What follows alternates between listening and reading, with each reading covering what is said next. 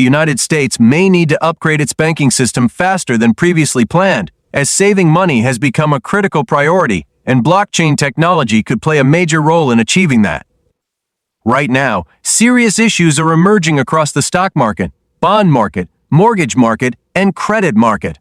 These weaknesses put the US dollar's status as the world's primary reserve currency at risk if they aren't addressed. Because of this, there's growing speculation that switching to a digital asset like XRP could be a future move. But before diving into that, it's important to examine where we currently stand by looking at both the best case and worst case scenarios.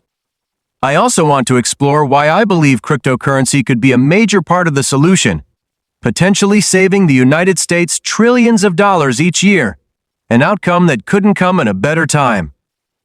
Another critical factor is the shifting landscape of international trade deals, which are heavily impacting tax structures and thus prices across many sectors.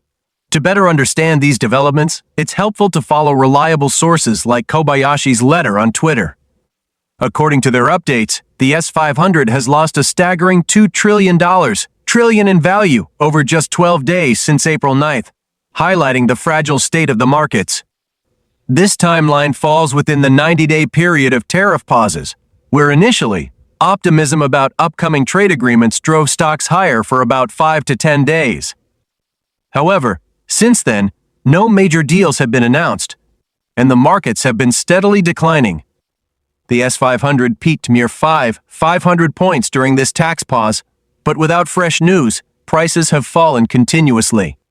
A major complication arose last night when China issued its second warning to nations cooperating with the USD in ways that could harm Chinese interests, effectively forcing countries to choose between siding with the US or China. Part of America's drive to renegotiate tariffs is aimed at revitalizing its domestic industrial base, but rebuilding complex supply chains like those that produce electronics such as iPhones, which involve thousands of parts from around the world, could take many years and significantly increase production costs, possibly even tripling them. Americans also expect higher wages, making reshoring manufacturing even more expensive. Meanwhile, although Bloomberg reported that Japan is keeping discussions about tariffs active, meaningful progress has been slow. After several optimistic headlines, actual trade deals have yet to materialize, creating further uncertainty. It's becoming increasingly clear that while trade talks initially lifted stocks by more than 10% from their lows, reaching final agreements will take much longer than anticipated. Recently, Mexico's president also announced that talks with Trump ended without a deal. All of this is unfolding against a backdrop of President Trump openly criticizing Federal Reserve Chairman Jerome Powell, which has further spooked markets. Even leaders abroad, such as France's Emmanuel Macron, have warned that any instability involving Powell could have devastating effects globally. Clearly, we are living through a very delicate and unpredictable moment for the U.S.'s economy and the broader financial world. Since Donald Trump took office on January 17, 2025, the financial markets have experienced an enormous upheaval, with around $9.6 trillion in value being pulled out of the stock market.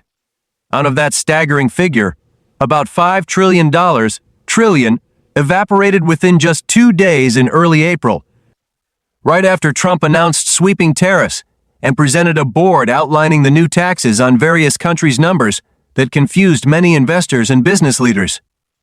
So far this year, the S500 has dropped by 13%, and the Nasdaq has officially entered a bear market after falling over 20% from its all-time high in December 2024. Much of the collapse in sentiment can be traced to the sharp decline in the so-called Magnificent Seven. Companies, which alone lost about $2.3 trillion in market value, devastating the confidence of many who had invested heavily in those few dominant firms. My personal goal was to dig deeper into the bond market, which many people tend to overlook, despite its enormous influence on everyday financial products like mortgages, car loans, student loans, credit card interest rates. In fact, the bond market largely dictates the cost of borrowing across the entire economy, and the recent surge in yields spells big trouble. Investors have been selling off U.S. Treasuries at a rate rarely seen outside of true financial crises. Within just a few days, yields on the 10-year Treasury jumped from under 4% to around 5%. A massive move that means bond prices have plunged dramatically since prices and yields move in opposite directions. The U.S. fixed income market is massive, worth about $47 trillion. Yet it's difficult to find precise numbers on exactly how much market value has been lost. It's important to note that lost may not be the perfect word here, because while U.S. investors suffer, other countries and entities may be profiting by selling assets at high yields. Still, it's clear that since Trump took office, a tremendous amount of money has been sucked out of the bond market, leading to massive instability that even sources like Perplexity have trouble quantifying. The consequences are global. The U.S. debt market, once seen as the safest in the world, is now causing tremors in the entire $140 trillion global bond market. Many of our key partners like Japan, as well as rivals like China, are rushing to sell off UW's treasuries, driving yields even higher and making it more expensive for America to borrow. In fact, the sell-off has been so intense that it forced President Trump to take a rare pause to address the mounting concerns, showing that he is now more worried about the bond market turmoil than the stock market crashes. As of April 21, 2025, the 10-year Treasury yield sits around 4%, inching dangerously close to 5%, a threshold that would have disastrous consequences. I even captured footage showing the 10-year note climbing toward 4.5%, a sign of just how much stress the market is under. If yields push above 5%, the effects would ripple across the economy. Loans for individuals and businesses would become significantly more expensive, meaning higher rates for mortgages, personal loans, auto loans, credit cards, and student loans. Only borrowers with fixed-rate agreements would be shielded from the rising costs. In short, the recent bond market chaos is not just a financial story, it's a major structural shift that threatens to reshape the American economy and the world economy in very painful ways.